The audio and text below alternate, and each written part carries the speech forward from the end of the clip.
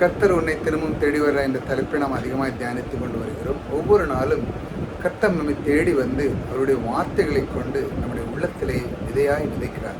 ஒவ்வொரு நாளும் அவர் தேடி வந்து வார்த்தையை கொடுப்பது மட்டுமல்ல, நம்முடைய ஒவ்வொரு நாளும் நம்மை ஊண்டி தள்ளி நம்முடைய வாழ்க்கை முன்னேறதற்கான எல்லா ஞானத்தையும் கொடுக்கிறார். பாருங்கள், இது அவருடைய வார்த்தைக்கு நேராகவும், இதோ பூமியின் மேல் எங்கும் விதை தரும் சகலவித பூண்டுகளையும் விதை தரும் கனிமரங்களாகிய சகலவித விருட்சங்களையும் உங்களுக்கு கொடுத்தேன், அவைகள் உங்களுக்கு ஆகாரமாக இருக்க கடவுது.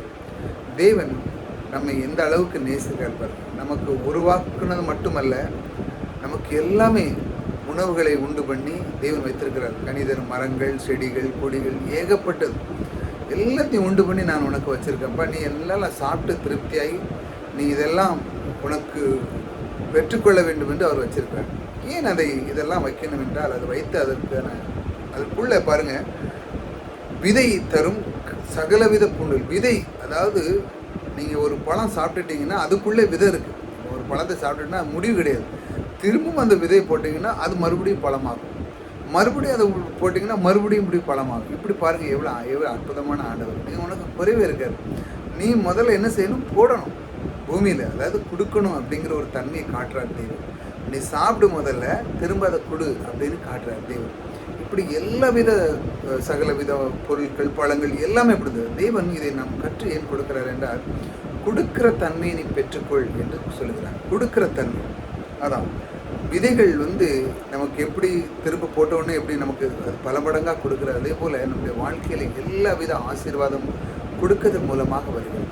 ஒருவனுக்கு அந்த ஒரு ஞானம் வந்தாலே போதும், அவைகள் உங்களுக்கு ஆகாரமாக இருக்கிறது. இந்த பொருட்கள் எல்லாம் ஒரு ஆகாரம் போல நமக்கு எப்படி மன நிம்மதியை கொடுக்கிறது. ஆகாரம் நமக்கு சாப்பிடலைன்னா நமக்கு எப்படி ஒரு மாதிரி இருக்குது, சாப்பிட்ட உடனே எப்படி இருக்குது, ஒரு திருப்தியாக இருக்குது இல்லையா?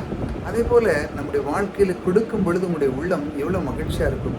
தேவன் அதைத்தான் சொல்லுகிறது. இதை எல்லாம் வைத்திருக்கிறேன், அதை நீ அதை மாதிரி நீ செய். அதாவது எப்படி அது கொடுத்த மறுபடியும் அந்த விதை எப்படி போட்டவன மறுபடியும் வருதோ, அதே போல் நீ கொடுக்குற தன்மைக்குள்ளே வரும் பொழுது இதையெல்லாம் நீ ஆசீர்வாதமாக பெற்றுக்கொள்வாய். நீ எப்பொழுதும் எப்படி ஆகாரமாய் எப்படி நான் உனக்கு தந்தேனே, அதே போல் இந்த கொடுக்குற தன்மையை நீ அறிந்த உடனே உன்னுடைய மனம், உன்னுடைய சரீரம் எல்லாமே மனநிறைவாக இருக்கும் என்று அவர் கற்றுக் கொடுக்கிறார். நம் தேவன் பாருங்கள், தேடி வந்து அவர் எப்படி கற்றுக் கொடுக்குறார் பாருங்கள். விதைக்குள்ளே வைத்த அந்த ஆசீர்வாதத்தை அவர் எப்படி நமக்கு காட்டுறார் பாருங்கள். அந்த விதை என்ன திரும்ப உனக்கு தரும், அதே மாதிரி நீ கொடு அப்படின்னு காட்டுறாரு பாருங்க. எத்தனை பேருக்கு இது தெரியவே தெரியாது. கொடுக்குற தன்மையை இவ்வளோ அழகாக நமக்கு கற்றுக் கொடுக்குறார். ஒவ்வொரு வசனத்தை நீங்கள் தியானிக்கும் பொழுது இப்படி தான் தியானிக்கணும். தேவன் இந்த விதைகளெல்லாம் ஏன் கொடுத்தார்? திரும்ப அது வருது, அது எதை அப்போ நம்மளும் திரும்ப கொடுக்கணும் அப்படிங்கிறது ஒரு ஞானம் நமக்குள்ளே அது கொண்டு வர்றதுக்காகத்தான் அப்படி செய்திருக்கிறார். தேவன் உங்களுக்கு ஆகாரத்தை கொடுத்த அந்த தேவன் உங்களுடைய மனதையும் நிறைக்க வைக்கிற தேவன் உங்களோடு கூட இருக்கிறார். கர்த்தர் உங்களை ஆசீர்வதிப்பார்.